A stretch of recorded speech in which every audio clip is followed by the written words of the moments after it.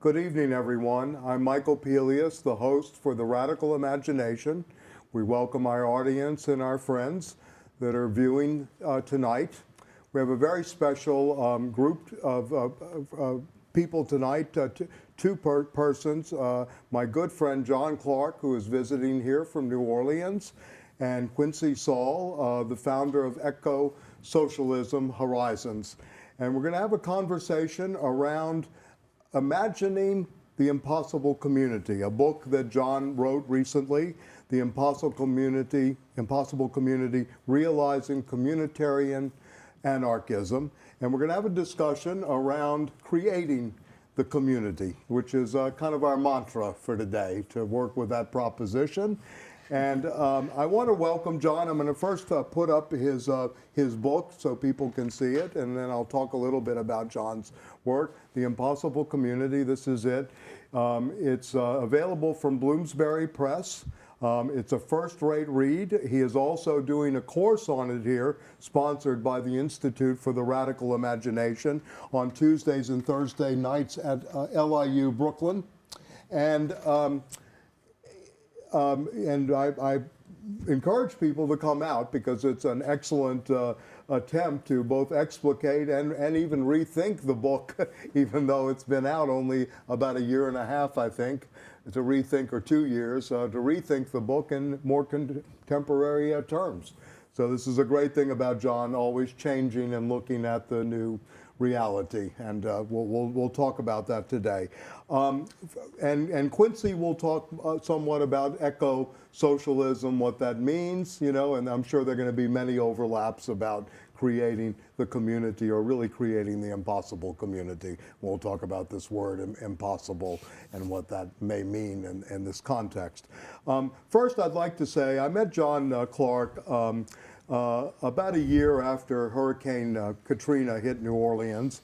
I gave a course in New Orleans called Disaster Capitalism here in New York at LIU Brooklyn.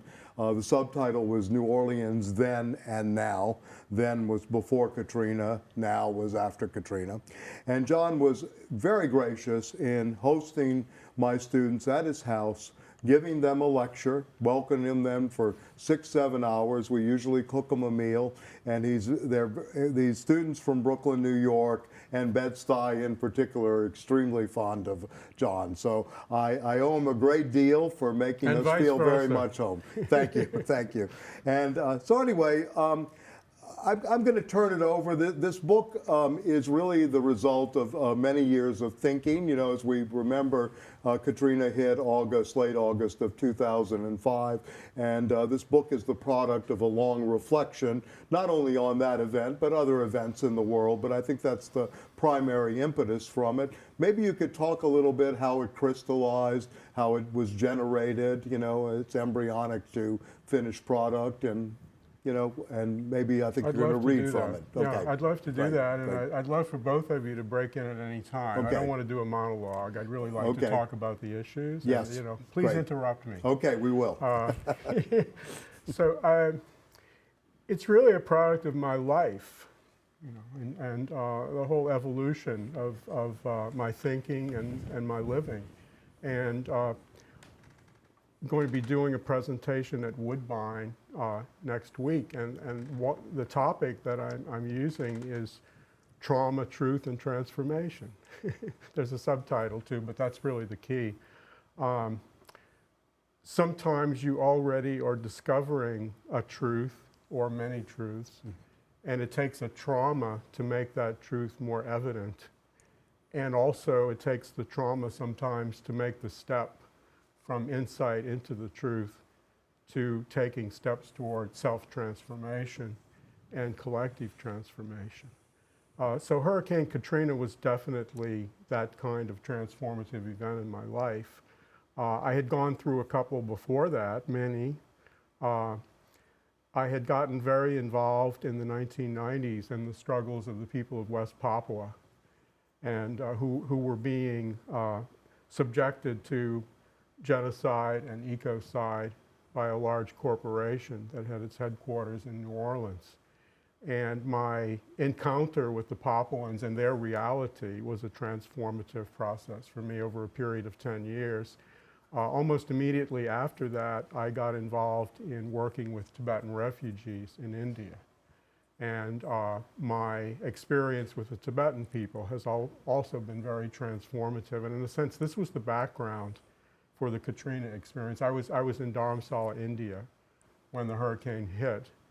And it gave me a chance to reflect and also to think about the trauma that was going on in the context of being with people who were in a traditional community that had forms of solidarity and mutual aid and care that I had not known as deeply in my own culture.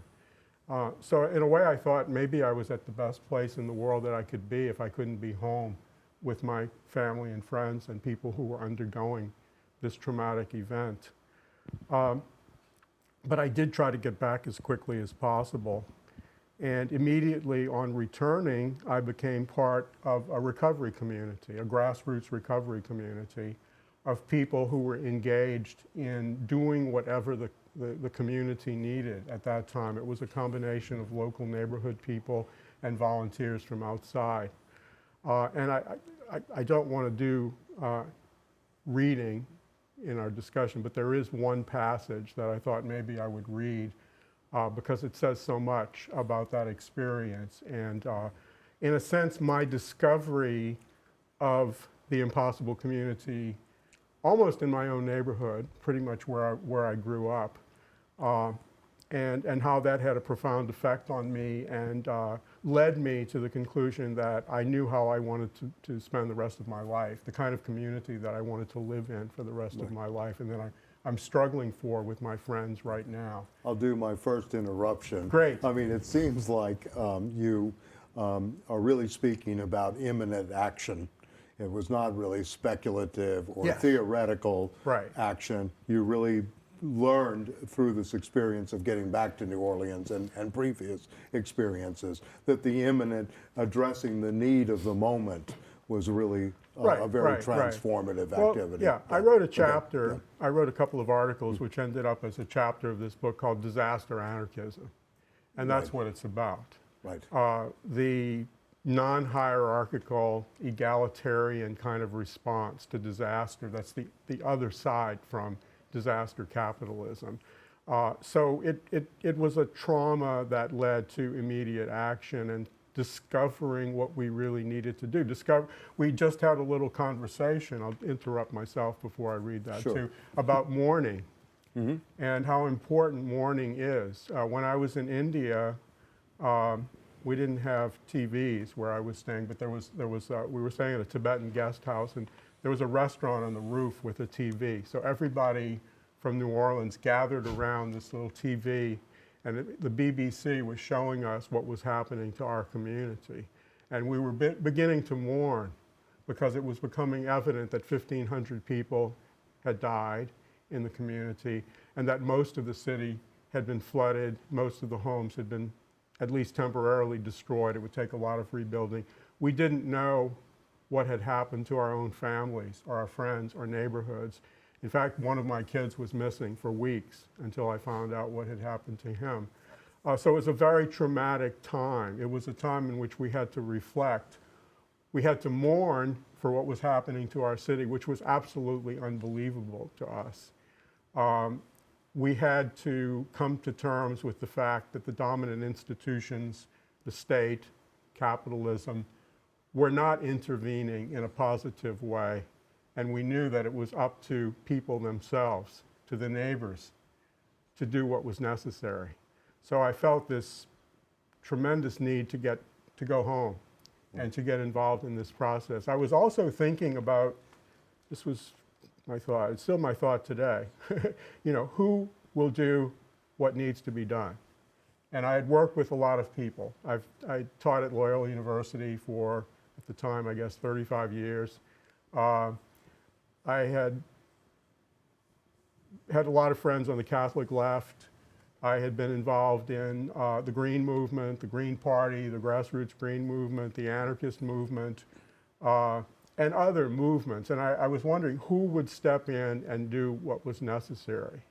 And this would also have a big effect on my life because I saw who came and who did what was necessary. Second interruption. Yes, please.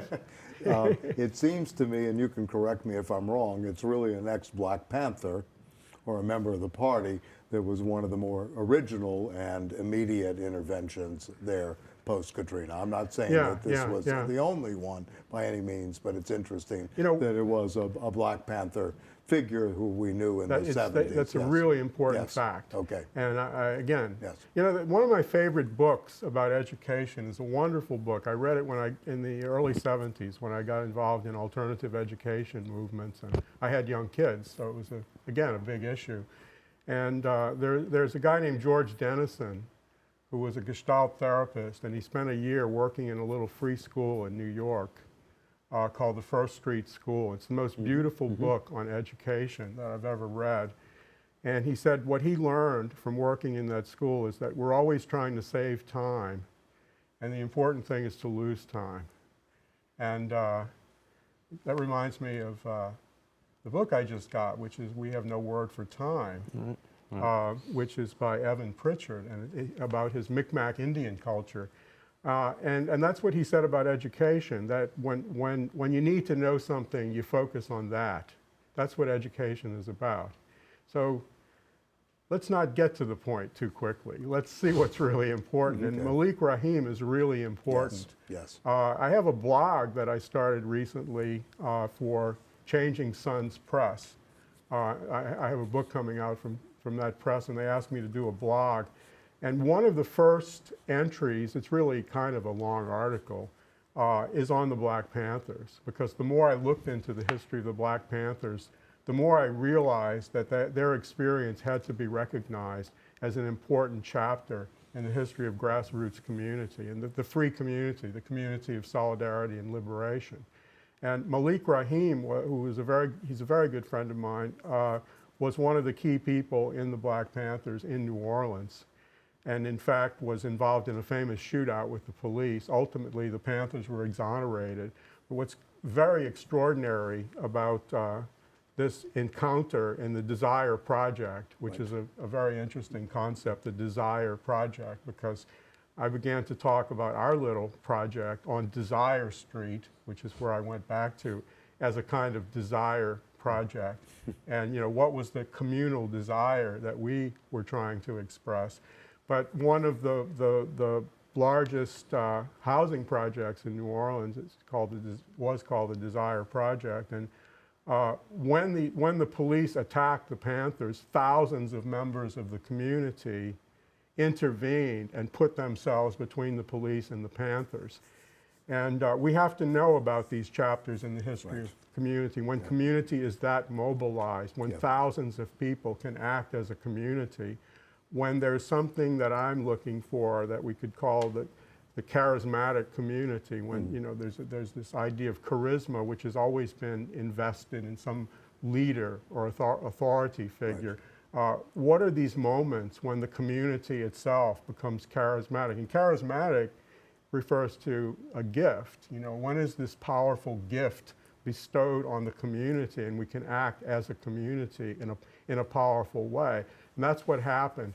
And Malik has been an important figure both in the Bay Area and also in the New Orleans area ever since, and was the inspiration and one of the co-founders of the Common Ground Collective, which was the major grassroots recovery organization in New Orleans, in which tens of thousands of young people, many of whom had very radical political vision, came to New Orleans and did extraordinary things. We can talk about that later. Including some of my students that worked originally with them, and then down the block with another. We'll talk maybe more about that later, the Ninth Ward activity. They're wonderful. In a certain sense, I feel that what you're still doing with your students is in the wake of that. Yes, you know, and it is. continuing that Yes. tradition in a really wonderful We're trying. way. Unfortunately, Yeah. we only bring 15 Well, to 20, but still. it's something. Yes, Yeah. indeed. Every 15 helps. Quincy, did you want to add to this a little bit, or talk a little bit about the impetus for eco-socialism and its Sure. relationship to impossible community, or creating,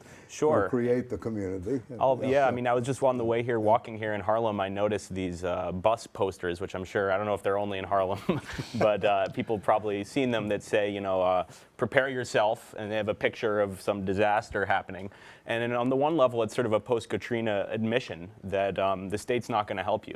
Right. They're telling, you know, Bloomberg sent us all disaster preparedness little handouts to our apartments. We probably, all For the the viewers Sandy, probably received them. yeah. And that's what you're going to get. And it's sort of an admission on the part of the state that, you know, it is in your hands. I guess ecosocialism is, I guess I would like to define it as common sense. It's the sense that we should organize ourselves around the commons, you know, share things, and treat Mother Earth with the respect and devotion that is due to her, and is due to ourselves as an expression of that nature. And to the practice of ecosocialism, if we think of capitalism as the general production of commodities, ecosocialism would be the general production of ecosystems, including ourselves. But you know, a rose by any name would be as sweet, so we can call it ecosocialism, we can call it communitarian anarchism, we can call it the Sarvodia movement, we can call it disaster anarchism, we can call it the common Hoping ground. that the fat lady sings, right? We need all these names. Right, we need indeed. all of it. And I guess that was one of the Maybe ancient wisdom. ancient wisdom. Or There we ancient go. wisdom. Exactly, and I guess that's how I see ecosocialism. Is it's the attempt to build a bridge between the indigenous cosmovisions of the original peoples and the revolutionary ideological tradition of, you know, that's not only the Western world, it's the entire world, but which has its, you know, genesis in around concepts of capital and Marxism and those kinds of discourses. I guess one question I wanted to pose to John in this vein is, in some ways, we talk about the impossible community. In some ways, it seems like we are saturated with community. It's like the whole world appears to be an immense accumulation of communities. You know, we've got the white community, the black community, the African American, the Latino community. Within those communities, you have all these other communities of interest groups. There's even a book on the community of those who have nothing in common. Or the accumulation of tribes, too. There we Tribal go. accumulation in the community. Yeah. So on the one hand, we're saturated with it, but on the other hand, there's something impossible about it. And it's a paradox, which I think your whole book explores, and it gets right at the heart of what's wrong and what needs to be made right. So I wanted to pose that. Right. Well, you know, as I point out a little bit, but really need to get into more, this is not just anything called community. You know, in a certain sense, it's continuous with long histories of community that are still alive, that are communities in a much stronger sense than when we talk about the intelligence community or some other ersatz community. It's a community in a deeper sense, which raises its own questions, such as the extent to which a community can have traditions and solidarity and so forth, but remain open and free. But also, I really use two terms for the kind of community I'm talking about. In the book that we're talking about right now, I use the term communities of liberation and solidarity, which are not self-evident terms. Each of those needs to be, I have a whole chapter on the nature of freedom and another chapter on the nature of domination. So to say a community of liberation is saying very little, but it's something we have to think about. And also communities of solidarity. There are many forms of solidarity, and I'm interested in the interchange and the dialectic between liberation and solidarity.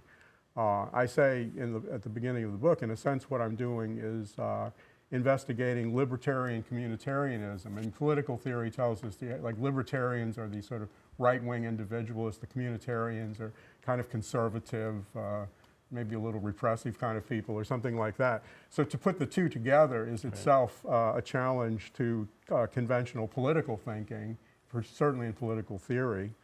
The term I've been using lately, more than liberation and solidarity, is communities of awakening and care.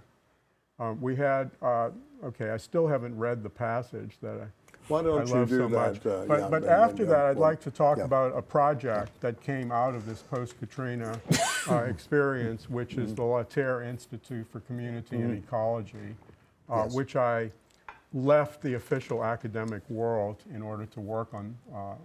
Escaped is probably better than just left. Right. That's another question. I know, It's a I know very it is. interesting I question. know. We could and spend another yeah, two radical imaginations I on the actually, difference between very leaving much and relate escaping. to that word. Yes, I understand. Okay. You escaped to freedom, not But from. that's a complicated question too, and I also would want to talk about what I gained, from that experience and how sure. deeply grateful I am for so much of it. Yes. So it wasn't purely escape. So let's work with the text too. This is from this chapter called Disaster Anarchism, and it's about my experience after coming back from India. And it's something I can hardly begin to even talk about for many reasons. It's so complicated, and it's difficult to talk about. But I just want to read a little bit about what I found when I returned.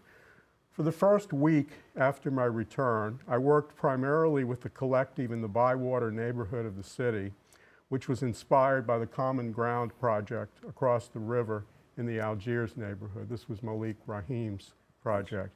My friend Leanie Halbert volunteered her house on Desire Street as the center for the group, which focused on preparing and distributing food to residents who remained in the city. We did a lot of other things, took people to the hospital, cut down trees that had fallen on houses, whatever the neighbors needed, we did.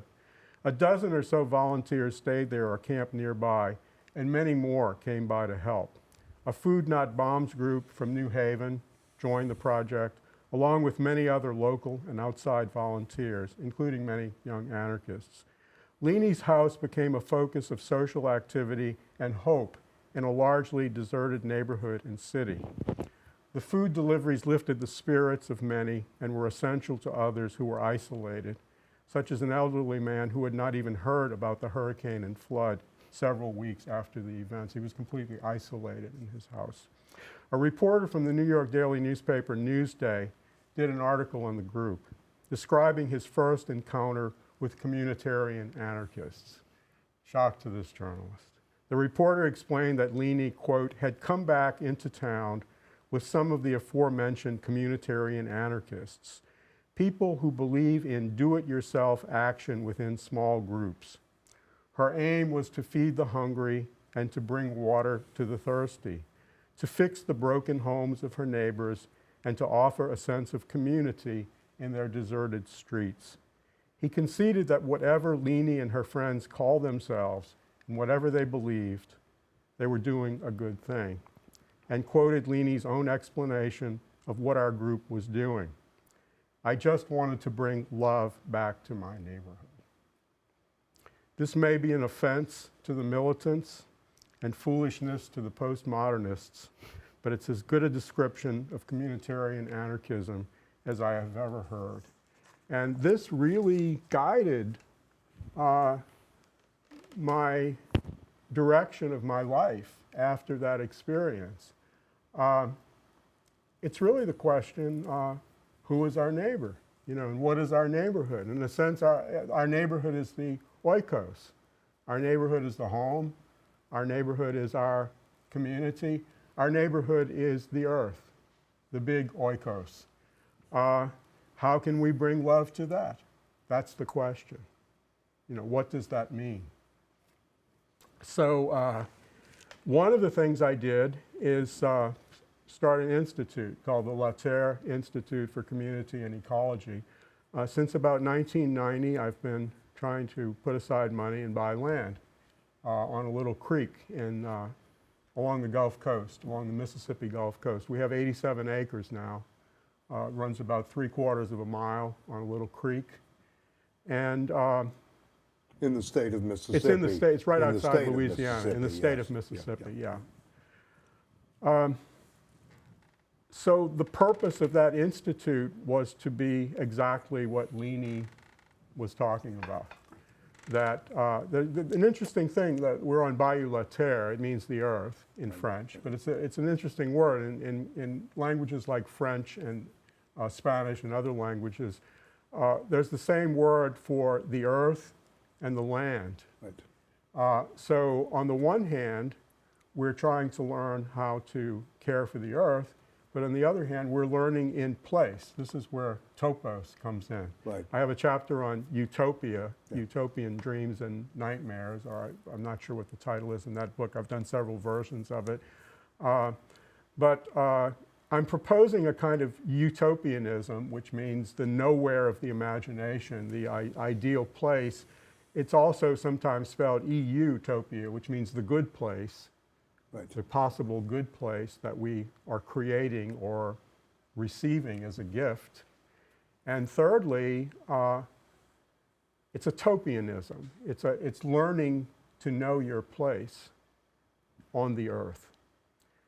And in this sense, it ties in very much with bioregionalism, which talks about the process of re-inhabitation, which was really, it was inspiring how this 3-hour walk in Lower Manhattan, rediscovering the Native American heritage of Manhattan was so much in the tradition of re-inhabitation, rediscovery. Of course, re-inhabitation means going beyond learning and actually beginning to live in a culture of place, so that there's an interaction, a dialectic between learning to know the land, the earth, the soil, the plants, the animals, the history, the indigenous history. I mean, the interesting thing to me here in terms of language or linguistic codes is that you're using a notion against space, which is what capitalism is always attempting to dominate. Exactly. And spatial relations, spatial takeover, spatial territory, and it's very interesting to use the language of topoi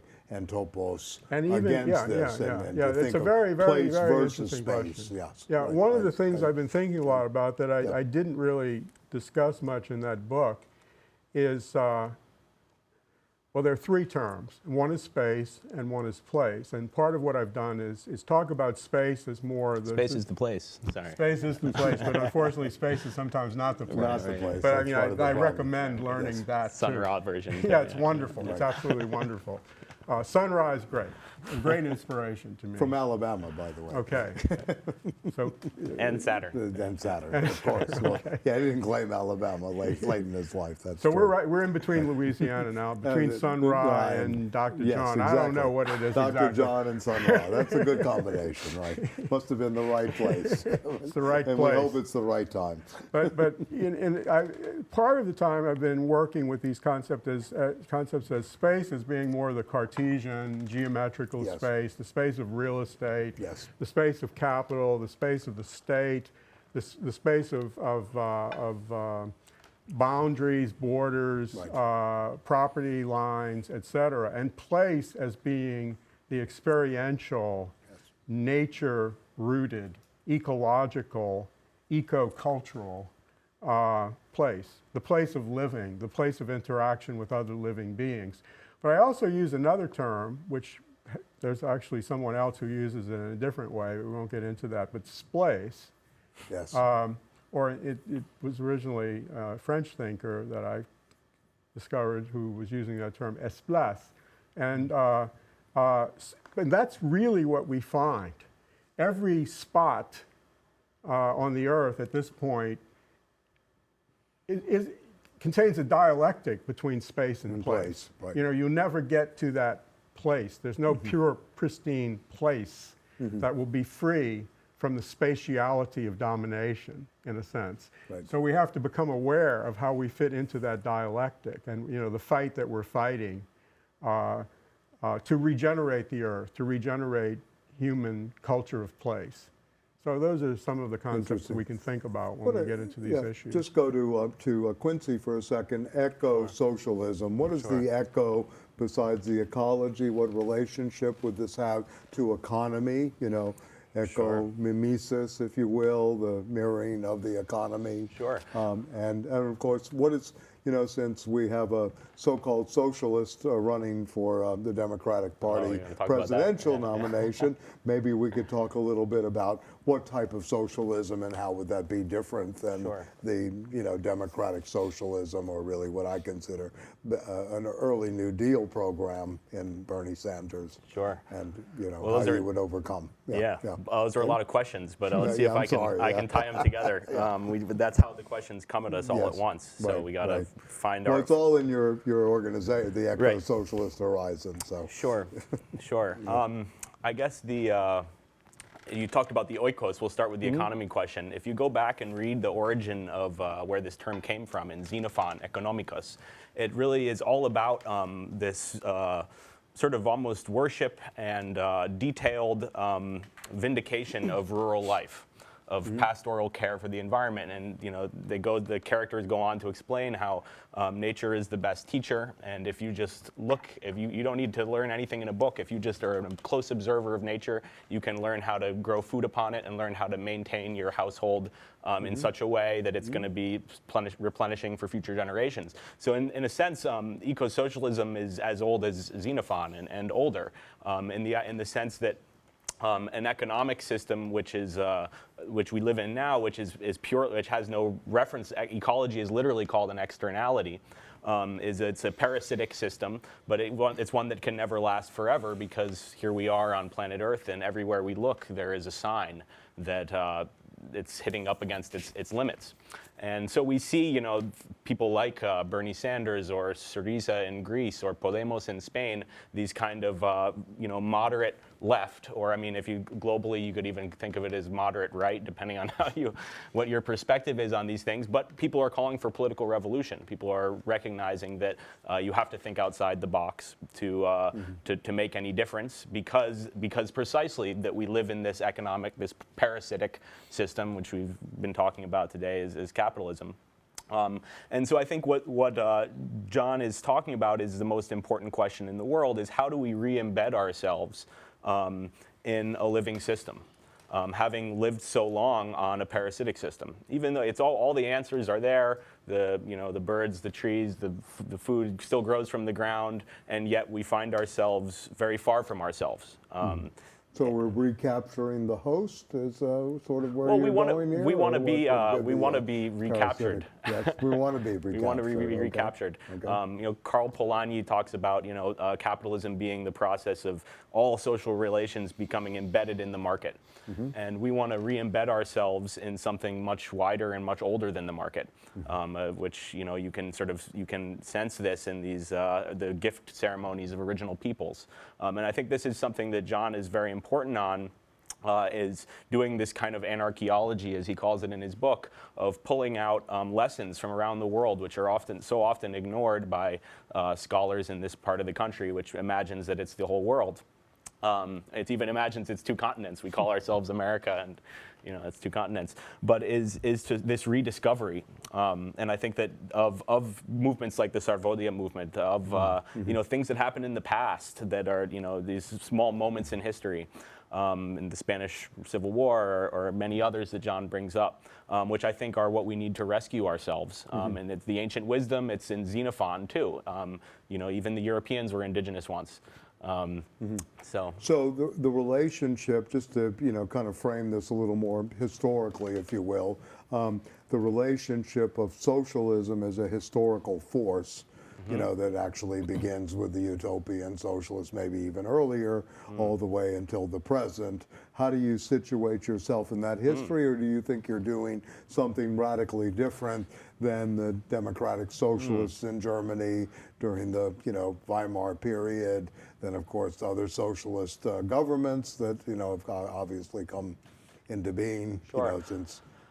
we are all heirs of the revolutions of the past, Right. inheritors of their traditions, and it falls to us to also invent. And in certain ways, I would say ecosocialism is the next step in the evolution of socialism, one that recognizes and all our relations, a non-anthropocentric socialism.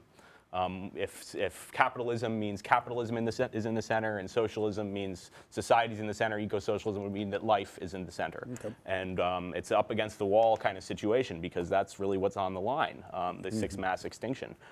So if we're unable to put life in the center, and if we're unable to realize that society doesn't always, isn't the be-all and end-all of life on this planet, only humans, that's where we would make a break from certain socialists in calling for a different way of re-inhabiting. Yeah. Maybe John can explain this sixth mass extinction for our audience a little bit.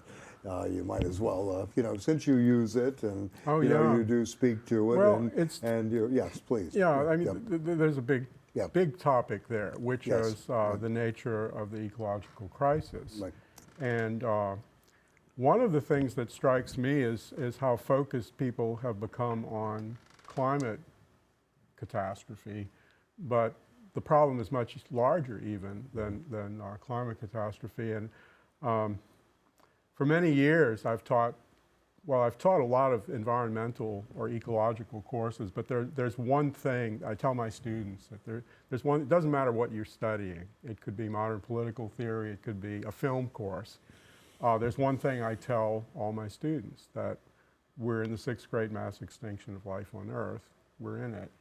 And if an extraterrestrial were sent to our planet to check it out and see what the news is on planet Earth, I'd have no doubt what the ET would go back and say.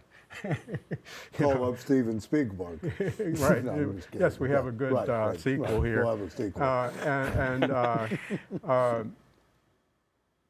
But the strange thing is, most of my students over the years told me that in 12 years of primary and secondary education, and even maybe a couple of years of higher education, no one had mentioned that in any course that they took, which to me is an extreme absurdity. Yes. So I kind of harped on that. I'm very much interested in the process of awakening. I'm very much interested in the process of I'm interested in these processes of denial and disavowal. Mm-hmm. Denial meaning you're incapable of recognizing some reality. As a lot of people are beginning to know, there's this other psychological process of disavowal in which you know, but you act as if you don't know. And I say that's why we need two political parties in the United States. You need a party of denial and you need a party of disavowal. This is the Republicans and Democrats. Correct. That's the basis of the two-party system in the United States. Brilliant. Yes. I've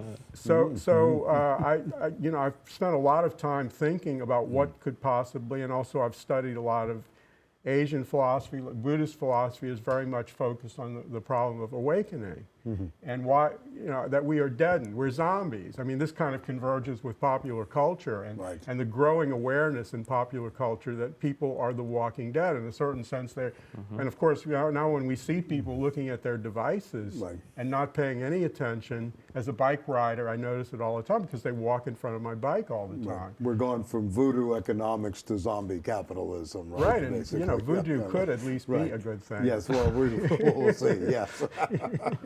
But zombieism is kind of a hopeless case if we're going in that direction. So the question of how we could awaken is so important. If we can't awaken, or if we can disavow the fact that we're causing global ecological catastrophe, we can deny or disavow just about anything. Yep. Yes. So what I always recommend, just to be a little bit academic about this and give a reading list, I always recommended to my students in recent years anyway, that the Stockholm Resilience Center did these two really good mainstream articles which were published in Nature and Science. And one is called A Safe Operating Space for Humanity, which really is just like 5 pages of text. Long kind of scientific pages, but still just about 5 pages. And the other is called Planetary Boundaries, and it's about 15 pages of reading. So it's not that much reading, but they established about, depending on how you count potassium and nitrogen cycles, about 9 planetary boundaries, which include climate change, ozone, particulate pollution in the atmosphere, ocean acidification. Acidification of the oceans, which is something that really needs to be thought about a lot more. There are about 9 of these, and we have already transgressed like about 3 or so planetary boundaries. We're very close. We may have transgressed all of them. We're not sure about some of these. But this is where we are. It's a many-sided ecological catastrophe that is in a process of developing. So that's what it's about. At the same time, we have a global social catastrophe. We have a billion people living in absolute poverty in a world of abundance, really. We have a surplus of food, and we have a billion people suffering from chronic malnutrition. So we have a very extraordinary kind of social crisis. I mean, we could go on and on. We have more people enslaved than ever before in the history of humanity. So we have a severe social crisis and social antagonisms in which nuclear weapons are involved. So we're really in an extraordinary spot, place in the history of humanity. Not to mention that we have a kind of spiritual crisis of nihilism. And of course, capitalist society, capitalist culture, particularly late capitalist consumer society, is at the center of this nihilistic crisis, which so deeply pervades personality structures and character structures. So or another kind of false belief system that is also creating out of that nihilism so people can hang on to one day it will be better. Right. We will get out of the recession or the depression. That's it. Right. That's ideology. Yes. So this is sort of the punchline, I guess, about what the book is about, because I have this analysis, which is, I'm sure, not complete, but at least it covers some of the major things that are sometimes overlooked, that I discuss 4 spheres of social determination, which are the social institutional structure, the social imaginary, the social ideology, and the social ethos, and which are overlapping and inseparable. In dialectical terms, we would say identical. They all interpenetrate one another. But analytically, we can show, for instance, how that social ideology that you're talking about is so important. The social ethos, what is the cultural climate in which we live? I've just been thinking about a new term for that, the mood of production.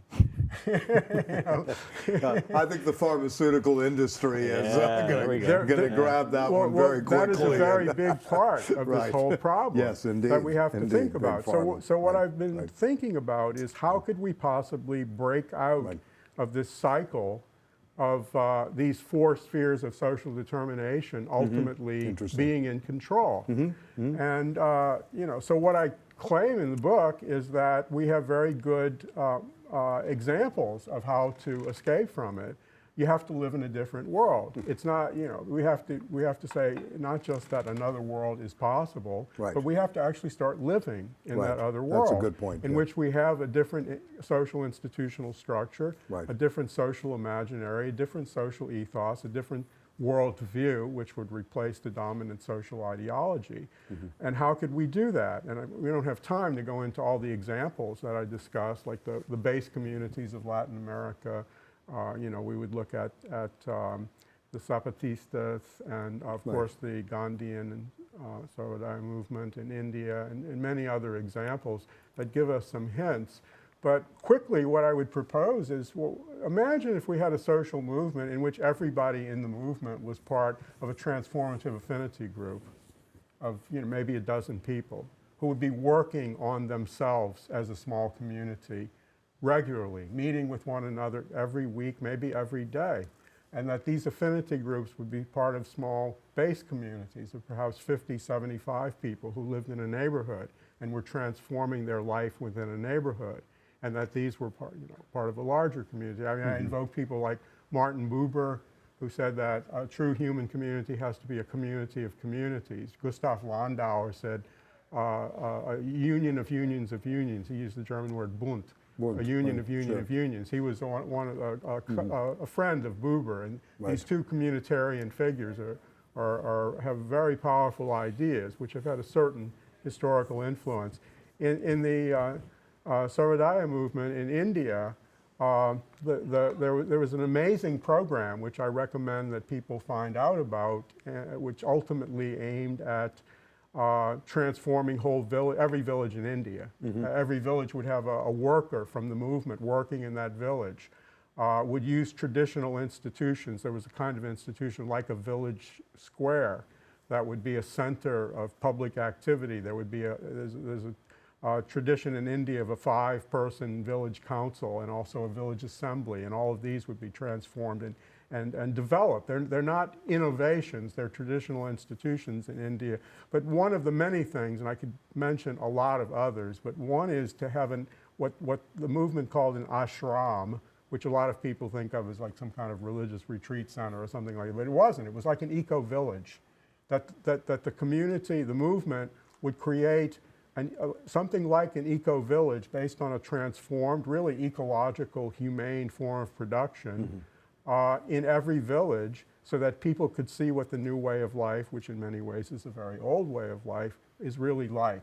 So, you know, my vision of such a movement, which seems very utopian, would be that everybody, our movement would be very successful when everybody could walk from where they live to an example of of the society that we want. The real concept of neighborhood. You know, hook up with it. Right. You know, there are no material barriers to doing this.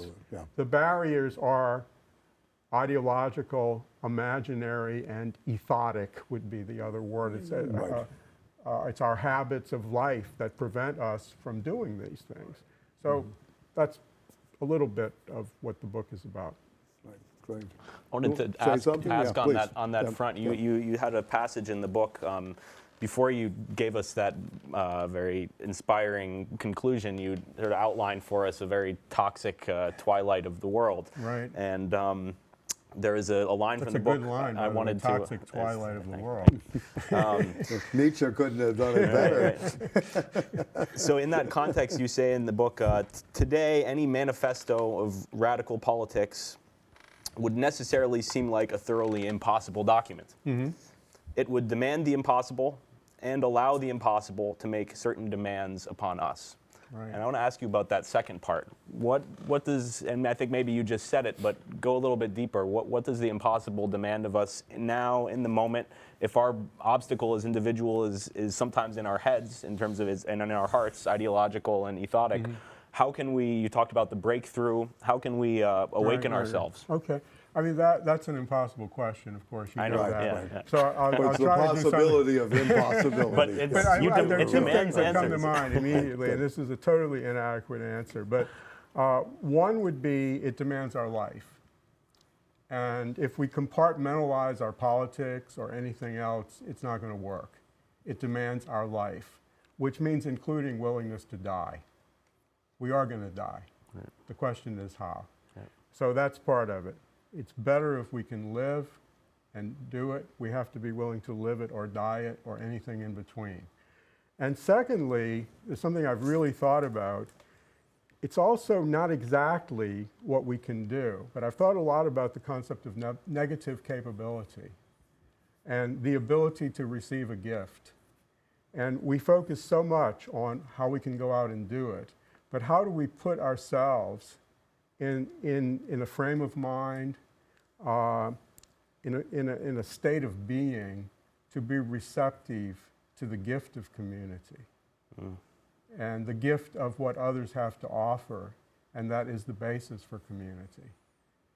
So those are two little attempts to do the impossible, but it requires a lot more. The negative capability that's indebted to John Keats a bit in terms well, of... of course, he's famous for the term, yes, but I mean, I'm really trying to think about what it means in relation to this... the gift of the of life in general. Well, another thing I've been thinking about... if you will. Yeah, I mean, it is that, but, you know, I've thought a lot about it, so it goes in a lot of different directions, but part of it, I think there's a famous concept in Heidegger, being toward death. And that this is an important concept. Unless we accept the reality of death. Sein zum Tod. Exactly. Right. Exactly. Unless that is a reality to us, and this is part of, we had a conversation earlier on mourning and so forth, and the meaning of death, and the meaning of remembrance. Yes. And also even the possibility of mourning for a possible future. But the other thing that I've been thinking about is the concept of being toward life. And that, in a sense, we live in a kind of culture of death. We don't know it. We don't have consciousness of the reality of death, but we live, in a sense, in Only killing. We love killing. Right, killing is everywhere, but death can't find. Along this line, we could invert Kierkegaard. We're really struggling for a health unto death rather than a sickness unto death, right? And in Kierkegaard. But I'm talking about the other side of it, which is toward life. Towards and life, the other one is important. Right. And one of the things that's affected me a lot in my life is that I've spent many years as a single parent. And I, with great challenges, and have known all the difficulties of how, trying to, in a sense, do the impossible because it requires so much of you. And this has affected my ideas about birth and care and so forth. And the concept, in a certain sense, actually, in the Mexican Revolution, there was a famous journal which had the name Regeneration. And I think a lot about the concept of regeneration and birth and creativity. Right. And what an ethos of creativity and birth and the coming forth of life would be about. We live in a world in which the commodities dominate. Right. But we also live in a natural world, which is a world of the manifestation of creativity. Right. And I think we have to make that shift. And this goes back to this domination by commodities, to this denial of death that we experience constantly, right, and the disavow. Okay, so sorry if I just please, say one little other thing about it. It requires some thinking about creativity. And this is where, obviously, I'm very much interested in poetry. Poesis is really the word for creativity. I mean, poetry is creation. So how do we create? It's always a challenge to the ego. Unless we can, our little communities are really communities, they're therapeutic communities in which we try to do something about the ego that has been created over the history of civilization and by capitalism. A lot of it is about this ability to allow creativity, allow creation to happen. We're not in control of it. So negative capability, in a sense, is to put ourselves in a position of not dominating reality, but in a sense being a conduit through which creativity and birth and life manifest themselves. And this is patriarchy is one of the big obstacles to this. We have inherited a patriarchal culture, institutions, mentality, and a patriarchal ego. Phallocratic, egocentric. Yes. So these are really important questions, and I've spent a lot of time thinking about therapeutic community and visiting therapeutic communities and studying therapeutic communities recently, because I think the kind of community, that's why, in some ways, why I've shifted to communities of awakening and care. We have to know how to care for ourselves as communities because the society has hurt us in such deep ways. So, please. I wanted to ask you, one of the things that you really discovered, I think, in terms of among English-speaking anarchists, I don't know if anybody noticed it before you, was the Sarvodaya movement in Sri Lanka in particular. And it was something that I had heard of because I have a connection to Sri Lanka, and then I read your book, wow, and I went there and visited, and they have, just to say a little bit, I want to ask you, but just to give a framework of what this movement is, it's a... I think you can talk about it certainly at least as much as I can. Sure. Well, I'll just frame it. People can look it up for themselves, but it's a 15,000. It's a network of 15,000 villages, which all starts at the level of the individual. And about 2,300 of those villages are almost entirely self-sufficient to the point where they're going out to help other villages. And this all started with this college professor who was in his middle age. And he went out with his students and started doing necessary work projects. And the program is a program of awakening. It starts with individual awakening, then it goes to family awakening, then village awakening, national awakening, city awakening, national awakening, world awakening. And these are all Deshodaya, Vishvodaya. They don't use the English words. So I think it's a methodology we could apply in a lot of places. But I wanted to ask you in particular, because I think part of what brought you to this is your long study of Eastern philosophy.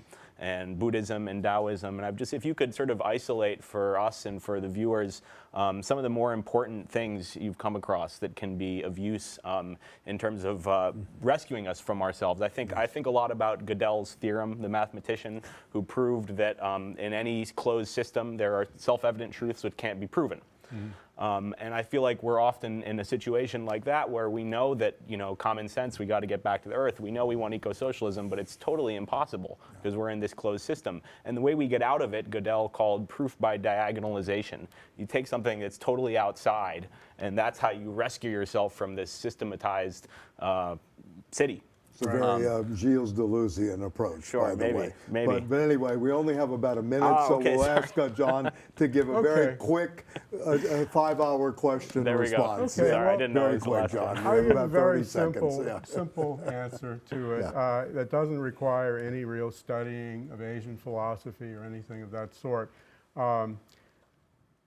I did a little presentation at our equinox celebration out on the land on a Sanskrit concept, which is appamada, and it means at the same time awakening and care. And I think that really sums it up, that we have to awaken to all the beings around us, to the natural world, and we have to not only awaken in some sort of abstract sense, but we have to allow ourselves to care. And this is really, I think, a good program for global social transformation and ecological transformation. Awakening and care. Okay. Excellent. I thank you very, very much for coming today on this note of awakening and care. We hope to continue this conversation in the near future, so that means you're going to have to come back to New York soon, hopefully in the late summer, fall, and we'll do that. Quincy, thank you very much for joining us today. We look forward to having you on again, too, with more about eco-socialist horizons and some of your... I was going to put this up as the last thing. This is Quincy's. Maybe we can get a close-up on this. Truth or dare. And dare. and dare, excuse me. It's dialectical. Yeah, right. Both. Yeah. It's dialectical. It's both and, truth and dare. And John contributed. And John contributed to this. This is a comic book curriculum. Thank you very much. I'm Michael Pelias for The Radical Imagination.